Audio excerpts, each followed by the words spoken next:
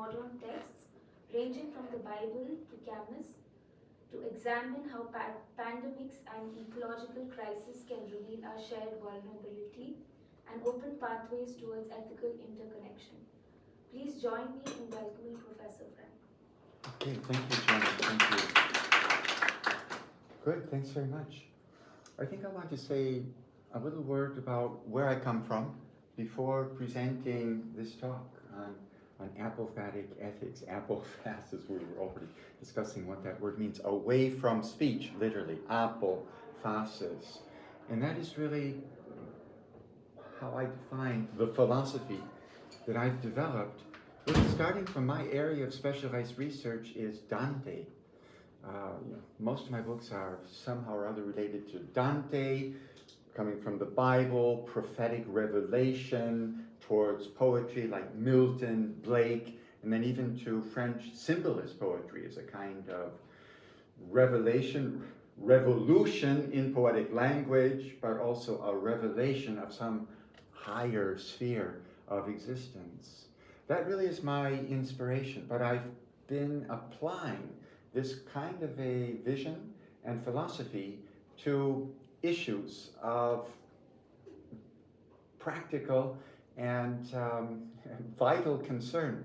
For example, the last book published before was Pandemics and Apocalypse. So this is actually on China, classical Chinese philosophy in dialogue with Western apophatic thinking, mysticism, the unsayable. But more recently now, I have been applying this philosophy to our contemporary problematics like pandemics and apocalypse in world literature, the hope for planetary salvation. I really laid down the bases for this apophatic philosophy in books like A Philosophy of the Unsayable. We can go back to, On What Cannot Be Said. I don't know why I don't see that, but there are a couple of volumes on what cannot be said. This is another book that's very relevant to the apophatic turning critical thinking, to this apophatic philosophy that I'm going to present now in relation to the issue of social justice. And it really does involve peace, the possibility of peace in our world, but taking up the phenomenon of wokeism and its claim for social justice in terms of social identities. This book is actually just out. I was promised by the publisher to have a copy when I came here. Evidently it's out. I left a few days ago for Germany and Italy.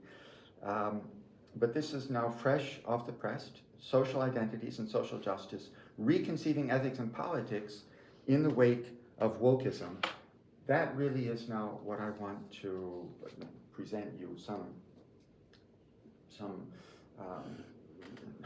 resume in some sense and a certain focus on this book. In this book, I endeavor to sketch the aftermath of decolonialist transformations of society in the broadly woke ideology reivindicating rights of minorities and oppressed groups that has risen out of it. All this follows with a certain historical necessity from the modern project of universal emancipation as it developed since the Enlightenment.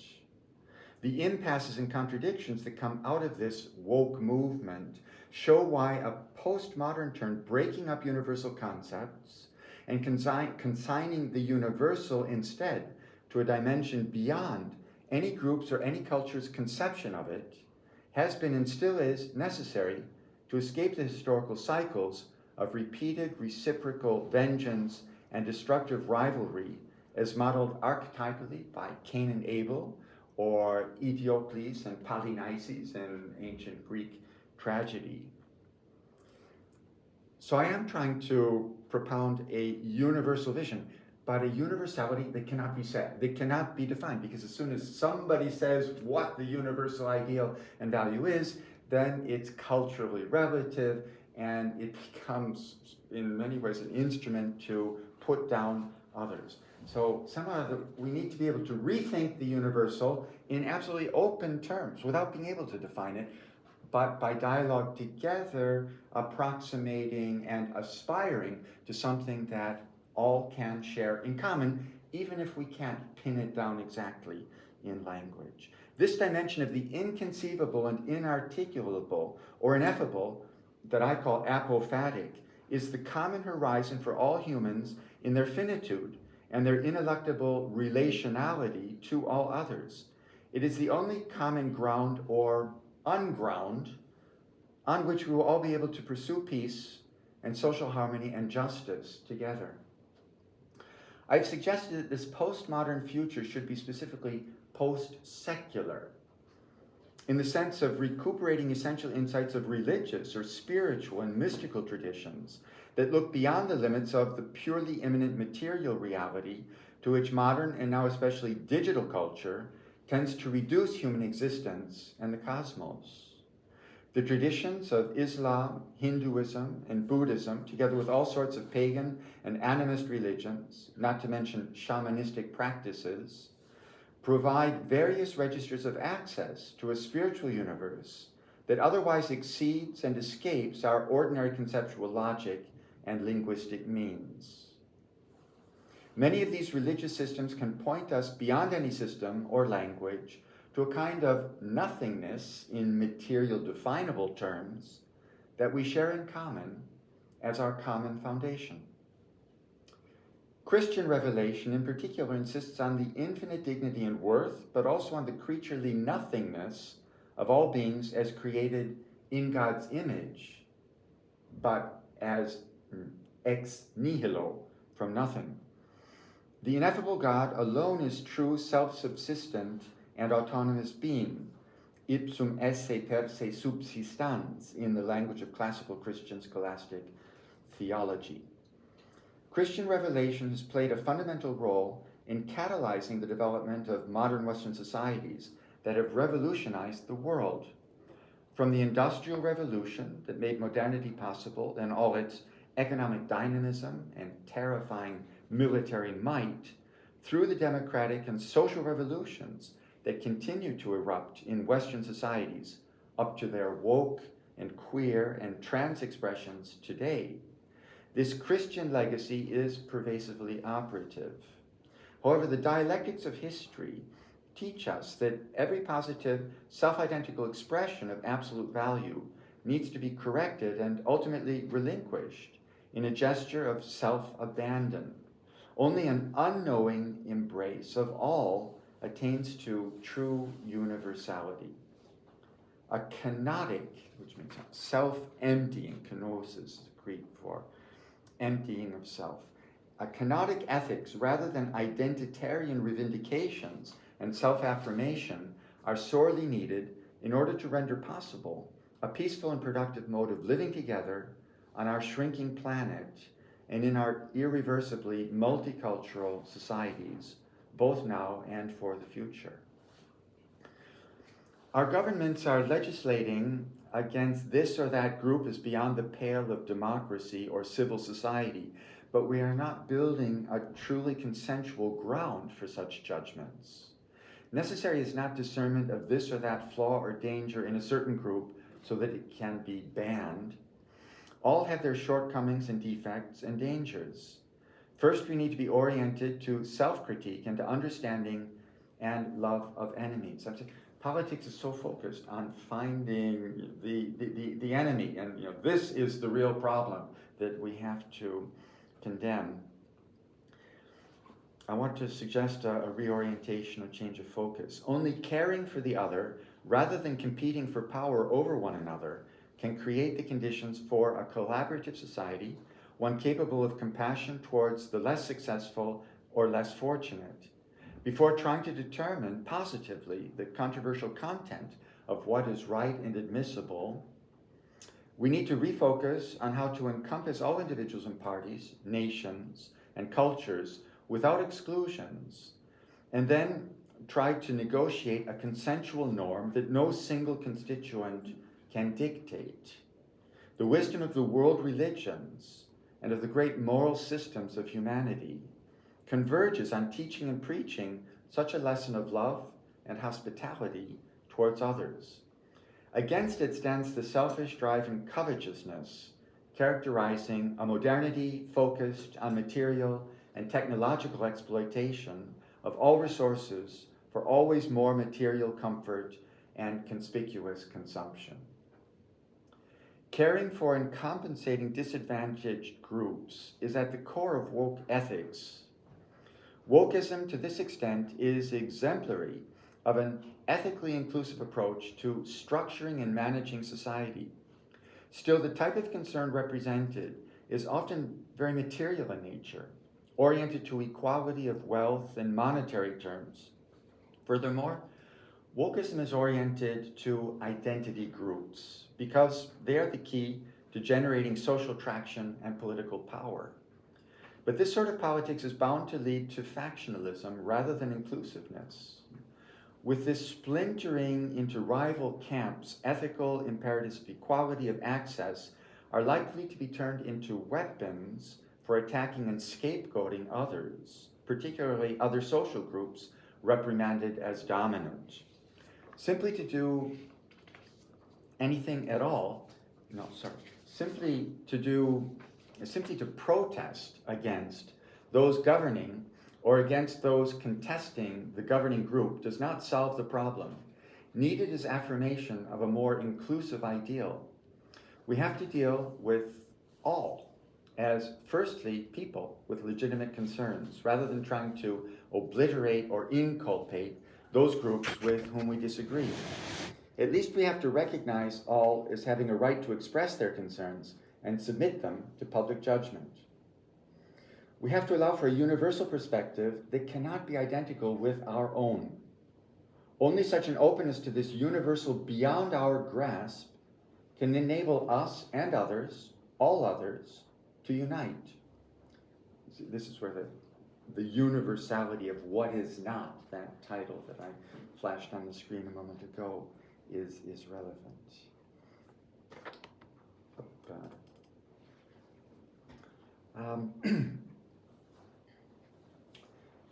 Religions figure this dimension in terms of a transcendent divinity.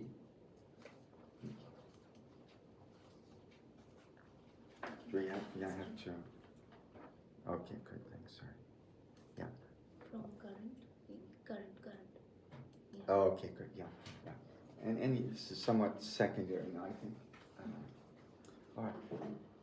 I'm talking about religions here. They figure this dimension oftentimes as a transcendent divinity. Humanisms can understand it as a dimension of infinity, intrinsic to human being or existence, in its inherent existential openness. Such openness requires us to relate beyond ourselves and to recognize our own being as relative to this beyond, by which I mean our common origin and destiny beyond anything anyone can define. This is an orientation in which all others share and on which all depend. It exceeds us and grounds us and has a kind of authority over us all, although no one can interpret this authority definitively. Each individual or group is totally responsible for their manner of interpreting and applying the dictates they attribute to their God or their unconditional value. Right? You can never say that you were commanded, even though you recognize that higher authority. You're the one that has to take responsibility for the way in which you interpret, you implement that higher dictate. Ideologies like wokeism or its opposite pretend to be right in and of themselves without anyone in particular assuming responsibility directly and personally for the positions propounded. If you resist the coercive power of the liberal woke orthodoxy that demands and extracts a certain confession of adherence from you, you are tarred as being unempathetic and with oppressed minorities. Ironically, you are being forced to cave in and conform to superior force in the name of being caring and protective of the weak and defenseless. You are put into the position of being the oppressor by any attempt on your part to oppose bullying and oppression. There is here a contorted instrumentalization of victimhood for the seizing of power by those who profess to be proponents of the disempowered. The extreme forms of wokeism offer a chilling illustration of how starting from morally right and irrefutable premises in defense of the defenseless can be taken up and twisted for purposes of exerting power. Such forms show how an entire society can enter into a collective delusion, an almost hallucinatory lie. This kind of fatal distortion has been the downfall of religions generally throughout history. This is one reason why so many analysts have observed that wokeism works like a religion. But any social credo can go this route. Recognized religions only manifest this syndrome most baldly through their explicitly declared dogmas and overt confessions of faith. Denis Diderot's landmark novel, The Nun, La Religieuse, is an enduringly significant exposé of the Christian religion's repression of individual rebellion, even on the part of the sincerest believers in the underlying principles of its own faith. The novel's protagonist, Suzanne Simonin, is mercilessly persecuted. However, she embodies the spiritual values that her persecutors hypocritically pretend to model. Those committed to religions and ideologies generally think that they are using the power for the right reasons to oppose forces of evil. This is presumably the case with sincere supporters of Putin's Russia and Xi's China, every bit as much as of Western democracies or of the Catholic Church. The catch is that the drive for power itself gets the upper hand and becomes its own reason for being.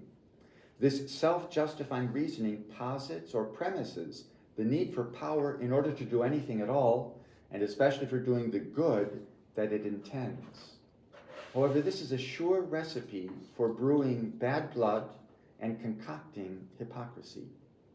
The will to assert one's own power over others is the banal essence of evil, more than the monstrous boogies conjured up by our propaganda machines, whether in the guise of communism or capitalism or godlessness or fanaticism or radicalism or terrorism. When we pit our power against theirs, the fanatics or the imperialists or the extremists or the reactionaries, then it becomes a matter of good over evil and of resisting the supposed forces of darkness and destruction. We fail to see how we participate in evil by this very act of warring against what we perceive as evil.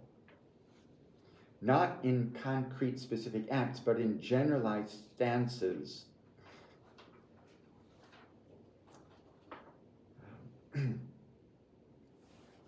That is, we do have to concretely act against evil, but it's when it's generalized and it becomes a paradigm with a label, then I think we're getting ourselves into trouble. The standoff between Republicans and Democrats in US politics can slide into such a mythic register. This happens whenever we fail to recognize the power beyond our own that gives us life and being beyond all ideological commitments, our own and those of our supposed enemies. We usurp for ourselves the power to judge what or who deserves to be or not to be. And this distorts our perception of our relation to others, all others, as equally gifted with life and being. I believe that recognition of an otherness beyond oneself and all tangible others is necessary to frame, or rather to unframe, speaking this language of the unsayable, to frame the arena within which we can relate to others and negotiate with other humans for the sake of collective benefits and establishing common purposes. There has to be that penumbra of the beyond oneself that you cannot define, I think, in order to create this genuine openness towards one another, in our infinite openness to one another. This awareness opens a religious or spiritual dimension of life, but remains critical of all positive religions and political ideologies. From Noam Chomsky and Edward Herman's landmark Manufacturing Consent, the Political Economy of the Mass Media, to Jordan Peterson's appeals to individuals to be true to their own convictions in defiance of the reigning social orthodoxy, which confronts us today in the form of wokeism, the appeal to break out of collective delusion rings out left and right. However, the named approaches to power are oppositional. They cannot be to frontally oppose it with counterforce, but rather to recognize the power of affirming our own impotence in relation to a power beyond and above all the powers mustered by men and women, or by whatever kind of human being, right? Open genders. This is a negative theological recognition of a power that we can participate and share in together with others, but can never appropriate directly by our own will. It is a power that manifests itself concretely in giving up power. It is the power of love. This is the power, or rather the kenosis, of Christ, but equally of Krishna, Buddha, Milarepa, Hafez, Crazy Horse, Gandhi, Martin Luther King, etc. An object lesson in this type of love is provided by Roger McGowan, a falsely convicted black man on death row in Texas. He uses his suffering in an inhuman penitentiary to engender love and compassion toward those whose job it is to punish him. The power of love issues in a nonviolent form of resistance aligned with kenosis that undercuts all parties in their respective politics of domination. It requires us to recognize a power greater than our own at work between and among us in order effectively to resist the imposition of power of some on others. Such imposition of power is always a compensation and a camouflage for weakness or fear of weakness. It only needs to be unmasked as such. We need to reflect back to the oppressor not recognition of their power by resisting it, but instead the exposure of their manifest weakness and fear as what provokes our resort to force. Only so can we convert the human tragedy into divine comedy, of reciprocal support in a common project of building our world together. Of course, one side will not budge on its own. Only interaction based on the perception of reciprocal vulnerability and common interests can motivate collective action issuing in the embrace of an encompassing whole of which all are parts. The analyses of this book, Social Identities and Social Justice, aim to critically break down and overcome polarization and alienation between political constituencies in entrenched camps by highlighting their common, universally shared non-identity. This non-perspective alone renders all-encompassing, or rather non-exclusionary vision possible. By removal of resistance, we force upon aggressors the question, for what or whom are they fighting? What positive benefits do they envisage, and for whom? No longer can the answer simply be to withstand the evil of others once the others have stopped fighting. A shift provoked by undefining objectives and opening to our infinite, indefinable common destiny can realign conflicts completely. A subtle change in tone can convert conflict into cooperation. Tone and style have a lot to do with whether the discourse of wokeism or anti-wokeism will unite and divide humanity in facing the overwhelming challenges of its very existence, no less than to its well-being. These challenges are stubbornly material, as well as ethical and spiritual in nature. The discourse of wokeism itself can be part of a cycle of aggression and counter-aggression, or it can catalyze attempts to shift from the register of conflict to a focus on common interests and goals. Discourse, through its negative capabilities of self-subversion, can be the key to opening the sphere beyond the discursive and its inherent oppositionalities. As long as we're in language, we are within differential meaning based on opposition. This communication with an ultra-discursive dimension, naked face-to-face human encounter, as well as the ineffability of a religious absolute, is crucial, I believe, to what Jürgen Habermas calls communicative action, kommunikatives Handeln. in which reason rather than force is decisive in determining our relations and interventions within society. Such action requires a kind of common belief in and openness to one another as sharing stakes in a common life and society. It is manifest in an axis of thinking that I trace from Hegel to Ludwig Feuerbach to Walter Benjamin and Luce Irigaray, specifically Femme Divine is the essay, in which alienation is overcome through projection of an idealized human essence in the form of God. Irigaray does that as much as Feuerbach. The way in which this religious idea still underlies the very possibility of democracy has been thought through sociologically in our own times by Hartmut Rosa in Demokratie braucht Religion, democracy needs religion. Rosa derives his claim for the religious basis of democratic culture in the traditions of Durkheim, Marcel Mauss, Max Weber, and others. Democracy of respect for all races and genders is the ideal projected by wokeism. This broadly Enlightenment tradition of thinking illuminates pragmatically how to achieve such an ideal by communication in negotiating differences rationally and nonviolently among those identifying diversely. Reasoning tends to be contradictory and exclusive unless it is practiced with the kind of self-critical philosophical reflectiveness that Habermas has developed and championed.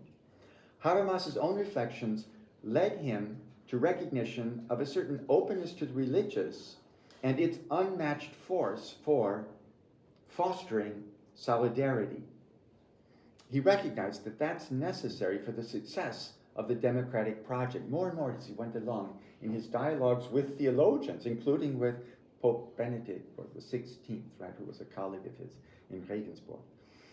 I wish to pursue this understanding of the religious further in the same direction, emphasizing that a transcendent dimension of the unknown and open is the space to which we must open ourselves in order to be able to reconcile with others of different backgrounds and persuasions and find common cause with them in building a shared future.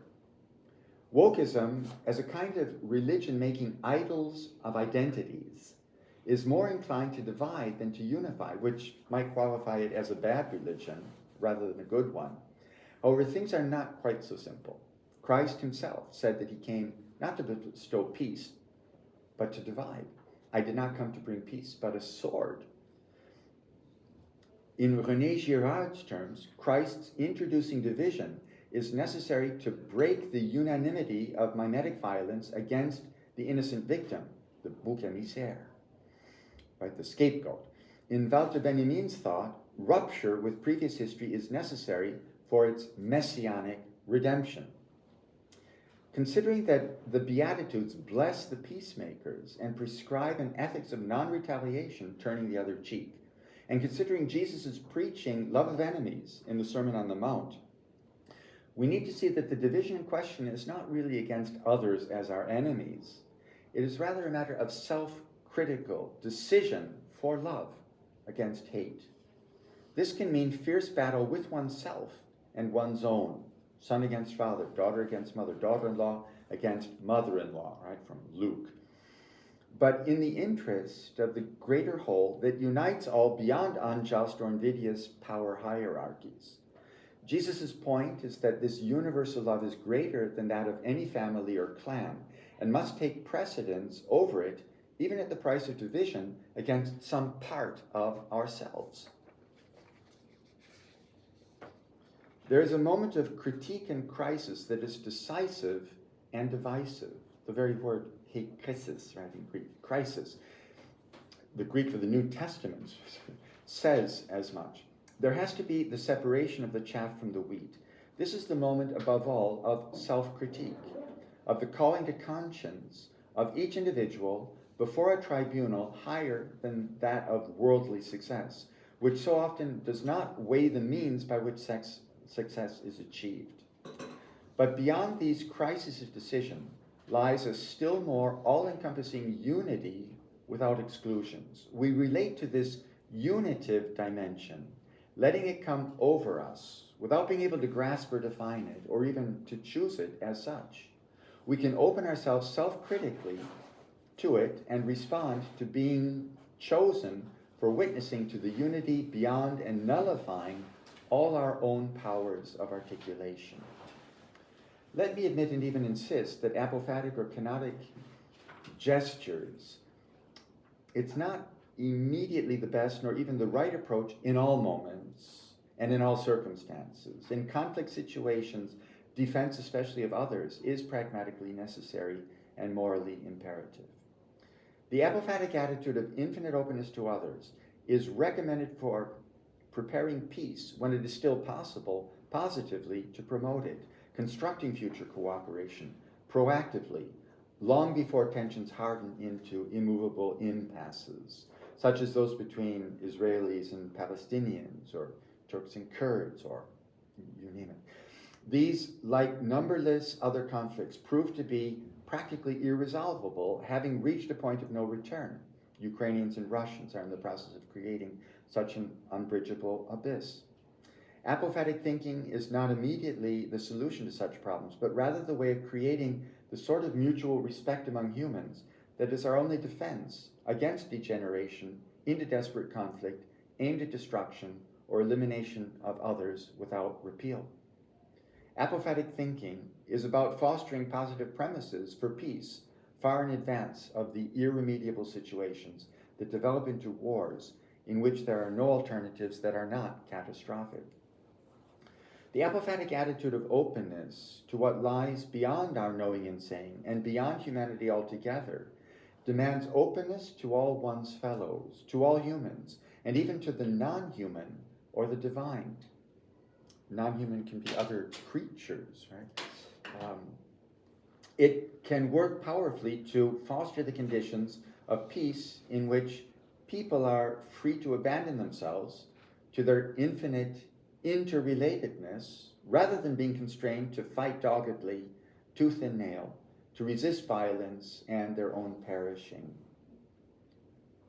in order to defend their own identities.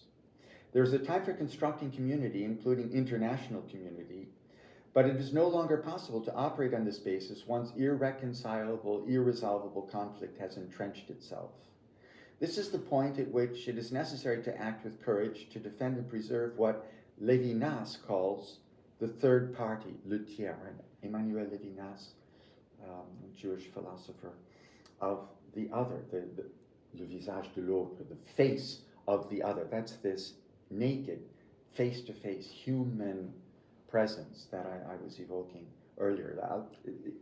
This philosophy of the unsayable owes something very essential to Levinas.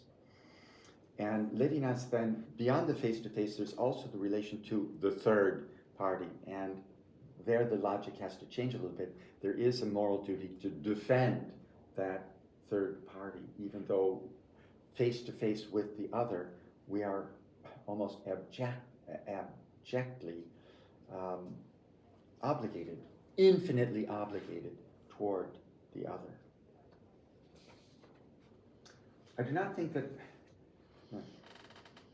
the political edge of wokeist activism has sometimes been necessary to bring fully to consciousness the unconscionable horrors of slavery and sexism and genocide. A tremendous labor of revisionary historiography and a campaign of public awareness building, driven largely by wokeist discourse and sensibility, has brought about a social revolution and a conversion of conscience and consciousness in our time that are monumental achievements of humanity and for justice. But the focus on assigning to specific identity groups generic merits and demerits, identity-based entitlements and stigmas, often proves to be noxious in the extreme and engenders forms of collective blindness and indignation. Facing up to injustices and taking to heart the wrongs done throughout history is all to the good. However, that certain identity groups are made out to be innocent because they are not directly implicated in the identities of those presently designated wholesale as perpetrators is delusive and serves as a ground preparing for invidious labelings, perpetuating resentments and furthering injustice. One moves into a dimension of abstraction by identifying with a cause in the name of a generic identity, label, even a label like woman. There is power in such abstractions, a kind of Platonic truth of eternal forms. Das ewige Weibliche, Goethe would say, the eternal feminine, that gives the impression of allowing us to see reality whole and to penetrate power structures of its systemic discriminations. There is a genuine insight, I think, in this kind of Platonic vision of those eternal forms. But this kind of exalted vision from a superior perspective also has some illusory propensities built into its visionary, revelatory impetus. We cannot remain statically attached to a transcendent truth such as animated some of the most inspired civil rights and feminist writings in the past century.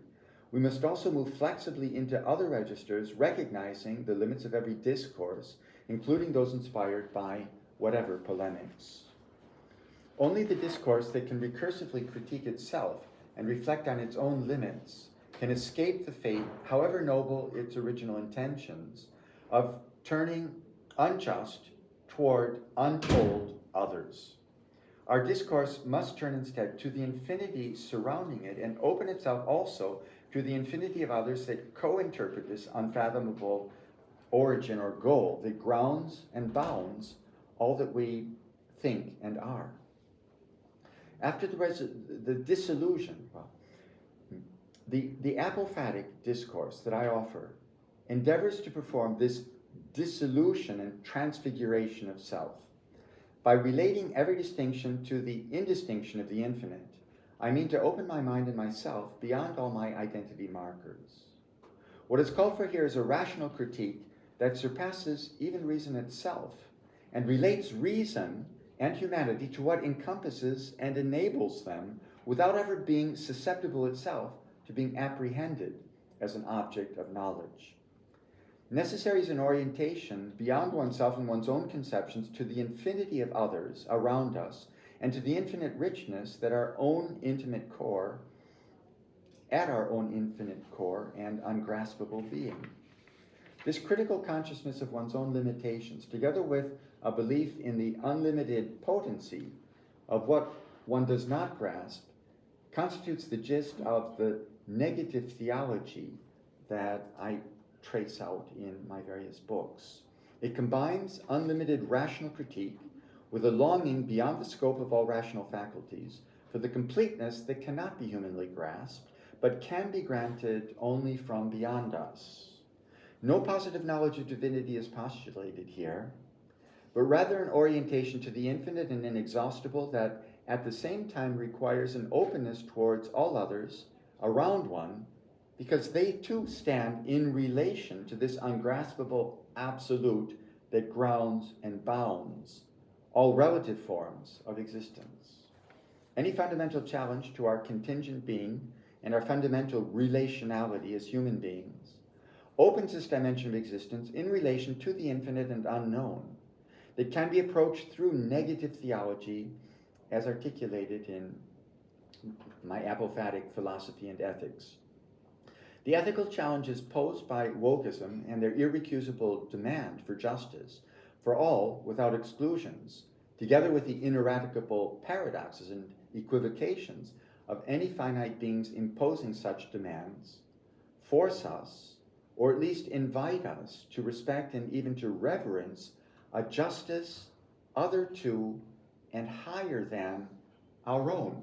Like, this is Themis, the goddess of justice. Justice comes from above. It belongs, I think, to the gods. We have to try to do our human justice, but I think always with a sense of its limits and some kind of beholdenness to this higher justice. Themis being blindfolded is very interesting, right? To the kinds of distinctions that are perceptible even corporally in us as human beings. True moral height and authority has to stand above us all, transcending our world in order to norm and regulate our conflicts. Only recognizing this higher norm, but at the same time relinquishing our own definitions and symbolizations of it, can we save ourselves from reciprocal hostility and mutual destruction? Only by respecting the equal validity of others' approaches to the absolute can concretely enact respect for the absolute beyond our own relative conceptions and apprehensions of it. Therein lies the lesson of apophatic thinking and its implicit critique of wokeism. This critique can and should be an internal critique, whereby wokeism also becomes a type of self-reflective revelation to us all of our calling to serve social justice in truth and sincerity of heart all the days of our life. The woke revolution is a continuation of Christian revelation, its last or latest configuration in our own postmodern times. The core idea at its origin is that the infinite and inviolable value of every person in the eyes of God. Right? That really is the heart of wokeism. Each person has an incommensurable dignity which confers equal worth, independent of one's status or grade in society. This teaching can be hailed as a triumph of liberation, as in the Enlightenment narrative of progress, but it might also be abominated as a triumph of resentment against the aristocratic order of the ancient world, particularly the Greco-Roman world, as it was by Nietzsche. That women and slaves and socially emarginated groups should have equal dignity with their lords and masters was a radical undermining of time-honored values and hierarchy. It could mean placing the underlings on top and making the last first, as is explicitly proclaimed by the Christian gospel, right? The last shall be first and the first shall be last. This upending of values was inscribed in the triumph and glorification of God as victim, dying on the cross. It was utter foolishness and even madness in terms of the wisdom of the world as previously known and established.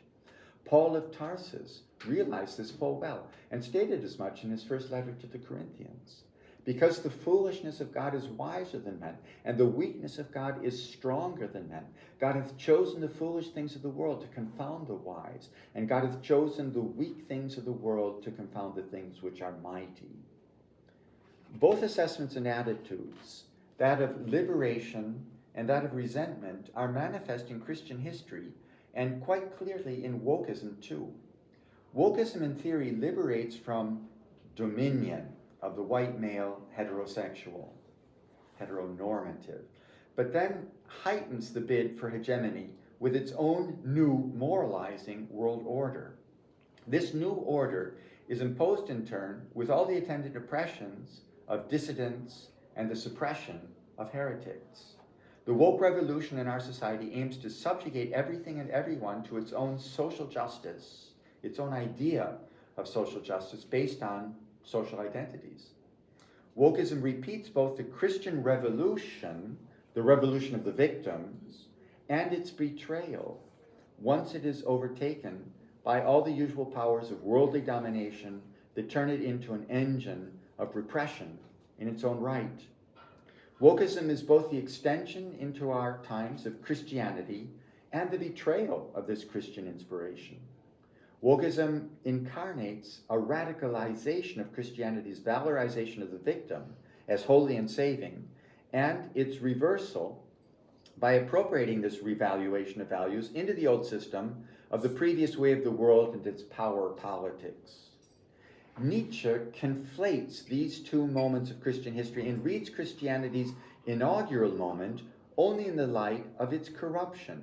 He sees Christianity as only an attempt to exert the will to power by underhanded means of morality, calling the strong and dominant evil while lauding the powerless and weak ipso facto as good. He elides the authentic moment at the inception of Christianity of renunciation of force. He simply ignores the resolve to conquer only by love, and even at the cost of accepting death as modeled by Christ on the cross. Evidently, Nietzsche does not hold any such self-sacrifice for the sake of love to be possible, although his own tragic life might tell a different story. Indeed, this incarnation of love is where the human becomes divine. recognizing and entering into this experience requires a kind of faith. Faith in oneself, in one another, even if not faith in a kind of transcendent divinity. Christianity projects and propounds this revolutionary ideal of self-immolation in the flame of love, which has somewhat miraculously conquered our world in word and as an ideal. Those recognized as victims are treated as holy and inviolable. No force with the power to crush them is accepted as right because of its might, at least not in theory. But even this radically revolutionary leaven, the original Christian reliance on the power of love alone, as subversive of all worldly power, is appropriated for purposes of furthering worldly agendas and using force to stifle opposition.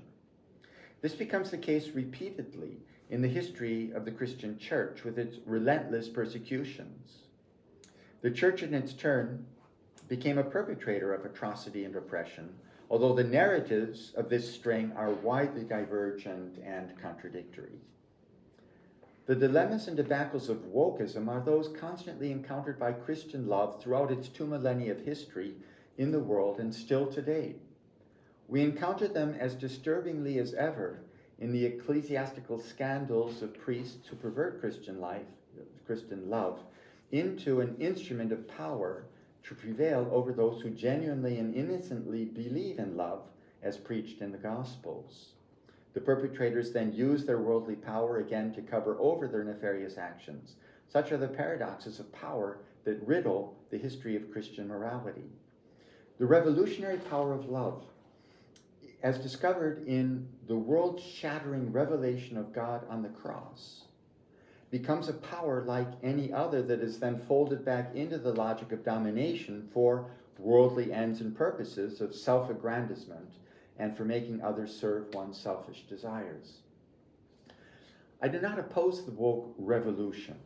I wish to challenge it to be consistent with and true to its own founding insights and inspiration. If we think through completely its ethical principle of unconditional respect for others, for racial, gender, class alterity, and diversity, we have to affirm the otherness of the real beyond all our definitions and classifications and control. We have to acknowledge radical alterity, even beyond all the terms and categories that we apply to others and to ourselves. This realization takes us to the brink of acknowledging the, to us, indefinable alterity that is interpreted by theology as God, or in a more neutral register as the transcendent. This further move beyond what we can grasp is necessary to prevent us from identifying justice simply with a system of our own making and its positive distinctions. Justice is always more than what we can define and declare as justice. We can never completely be just in and by ourselves. Justice is relational.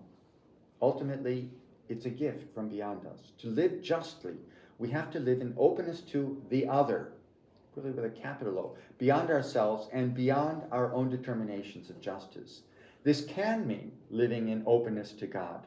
In any case, it is a necessary part of remaining open to love that exceeds and evades all the reappropriations of power. The machinations of power inevitably reassert their force in our existence as human beings with concrete interests and biases and finite perspectives that will set us into conflict with others unless we cultivate and educate our capacity for self-negation through love. And that's the kenosis. This is what Jesus Christ revealed on the cross in a world historically significant and world-shattering manner. I'm very willing to find a similar sort of revelation in Siddhartha Gautama Buddha, or Martin Luther King, or Crazy Horse, or Simone Weil, or you name her. If it breaks us open to the revelation of love without limit, which is God, the core of ethics, in any case, is self-denial and openness toward and service of the other.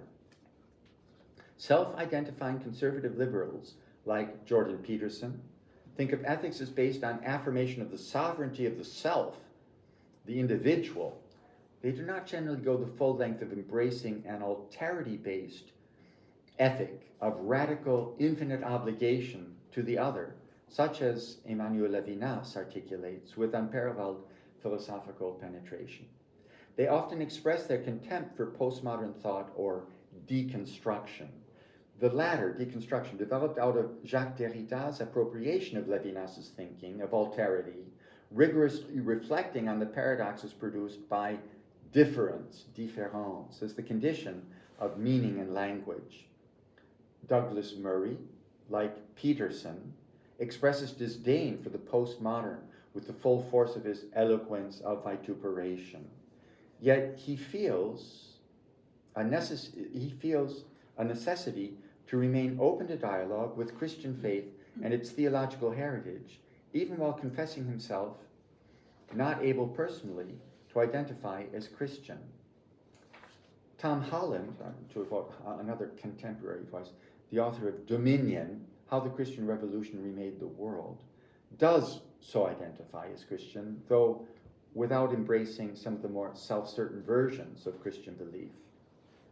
I'm inclined to think that Holland's confessedly Christian attitude is a possible expression of what, with St. Anselm, we could recognize as faith-seeking understanding. Beyond ethics as centered on the sovereign individual, the ethics of infinite obligation to the other is the more radical and revolutionary child of Christian revelation and ethics. The more radical ethical exigency lies in unconditionally serving the other, and only thereby affirming one's own inviolable worth and dignity. This is the radical exigency displayed and demanded by the cross, by Christ's self-sacrifice out of love of every individual human being. This is the deeper ground for the liberationist social revolution that Christianity has sparked and that extends its irresistible influence all the way to wokeism today.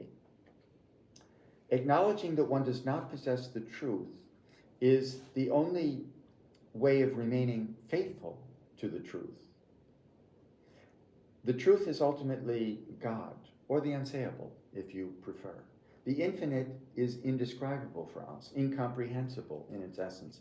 On this point, Christian apophatic doctrines, as expounded by Dionysius the Areopagite, or Meister Eckhart, or Teresa of Avila, etc., accord with those of Judaism, Islam, Buddhism, Hinduism, Taoism, the Sioux Great Spirit or Mystery, Wakantanka, Navajo, Hojo, the countless other cultures. Concerning God, and this goes as well for justice, all our human conceptions are inadequate, all our speech is insufficient. Recognizing the limits of our understanding and concepts, not to mention our own language and the cultural assumptions embedded within it, forces us to acknowledge alterity, even absolute alterity. It teaches us specifically not to elevate ourselves, our identity, our culture, our own truth above those of others, triggering mimetic rivalry. Instead, venturing out before others in the respectful attitude of listening and learning from them emerges as the royal road toward offering hospitality also to the divine, which were, in the ancient Greek world, right, the guest, every guest really was the incarnation of the divine. The revolution, but because of that guest being unknown, coming from an unknown place, you treat them with the ultimate absolute respect that you would for God's self. The revolution of the victims is the ultimate working out of the Christian revelation of God on the cross. And this revolution of the victims, that really is wokeism. The victim of the most terrible tortures and humiliations is revealed as God in person. This revelation transformed and revolutionized the world, and still does. The core of the woke revolution, the revolution of the victims, is yet another iteration of this world historical reversal and upheaval. And yet, as always in the history of Christianity, this revelation of the revolutionary power of love is recuperated by worldly power, by the play of powers against one another in which everyone tries to dominate over everyone else. The church's pedophile scandals are a glaring, festering wound that demonstrates how the revolutionary and divine power of love can be corrupted and converted into worldly and unjust power. The power of love is betrayed and overwhelmed by the dynamic of domination over others, which leads almost ineluctably to abuse of power. This is just as true of human institutions as of the church. Really, all institutions, I think, are under the same kind of vulnerability. However, the church has been called on currently and publicly to bear this cross. The ethical question today is generally reduced to demanding justice for victims conceived in terms of social identities.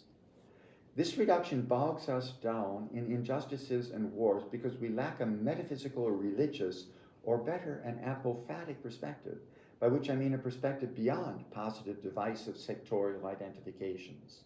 We are lacking a vision that can unite us in orientation towards a common good, which might be nothing other than this very aspiration itself, an aspiration necessarily shared by all who aim to live together in one world, on one planet.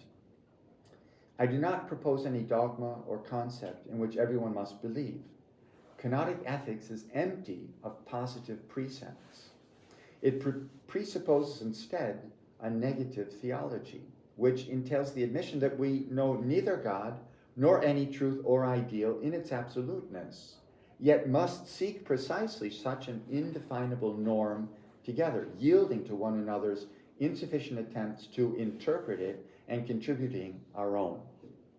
We all struggle to be true to the absolute truth or justice that binds us as sharers of one world, yet escapes the exclusive grasp of any of us. Admitting this, we then willingly accept and welcome correction by others and comparison with their approaches. Everything changes if we accept being oriented towards an absolute truth or reality that we do not know, even just to the absolute otherness of the other person standing before us, facing us, le visage de l'autre, the face of the other. Such is the common condition of our existence together on earth until death. Group identities, when politicized, are formulas that divide society into oppressors and oppressed beyond all possibility of uniting and concerting our efforts and loves. We will never agree on who is the oppressor and who the oppressed, or on which group started or continues to cause a given war, any war.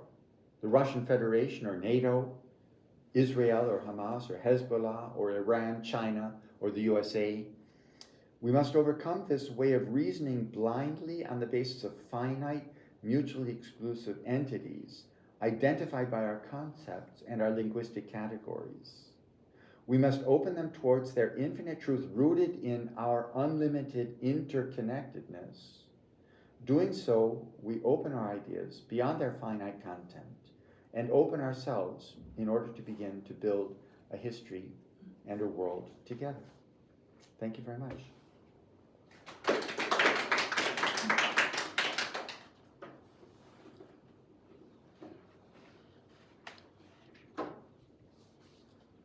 Any questions?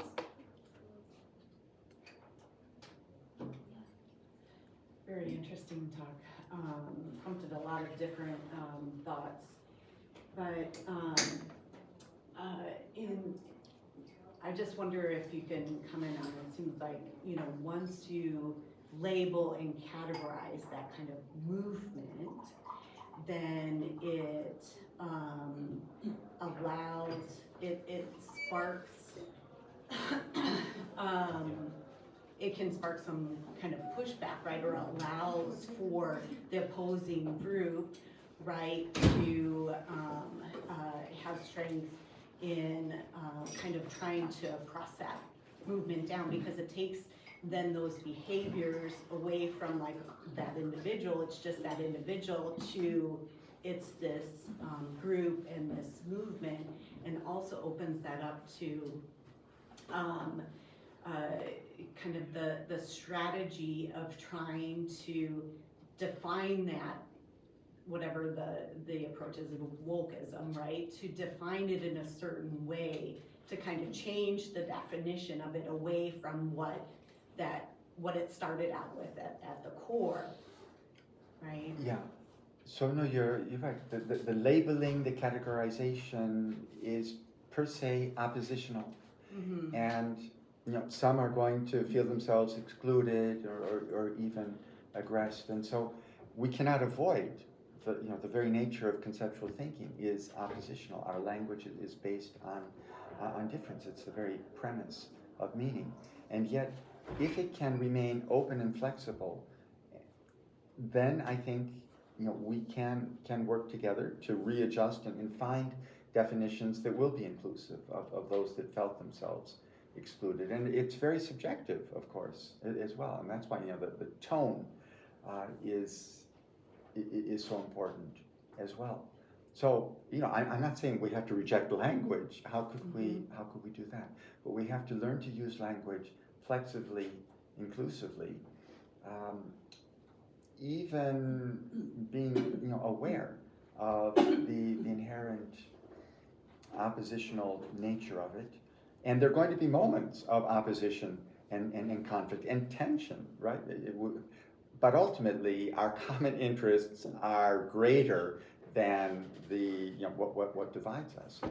When we have these countries destroying each other, that's in no one's interest, and it's a matter of fixing a paradigm, and for the good of the nation defined in a certain way, humanity is totally obliterated. We see this going on all over the world. Mm-hmm. Right? And in terms of wokeism, like what I've seen is because you talked about then it gives that can be used to give certain groups power, right? And with wokeism based on that identity. Right. But I've seen then because of that, people feeling empowered to step forward, speaking for others that may be in that group. So for example, people who identify as LGBTQ and then speaking for others who also identify that way, but maybe of a different generation.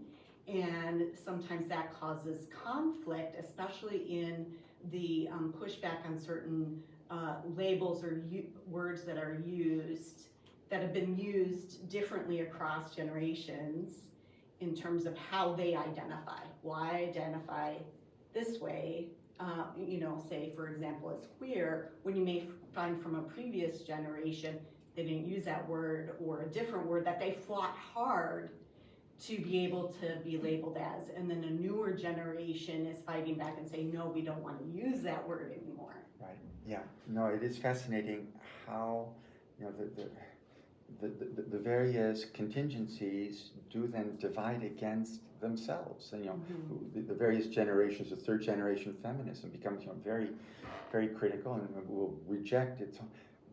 It's a dialectical process, and maybe some of those conflicts are unavoidable, but it's necessary to be able to evolve beyond them. There's a certain mechanism at work here is that of scapegoating. You find the one party that's at fault, and then all of the other parties, and in this case identities, can gang up against For wokeism, it's often been the white male heteronormative, but that can shift, and it can when other groups are empowered, they will find other scapegoats. It's the very logic of creating a consensus by eliminating the guilty party. This is pervasively at work as well in the complicated dynamics of social identities at work today. We're at the end of the time, is that it? Yeah, okay. Thank you, Professor Frank, for setting a very thoughtful and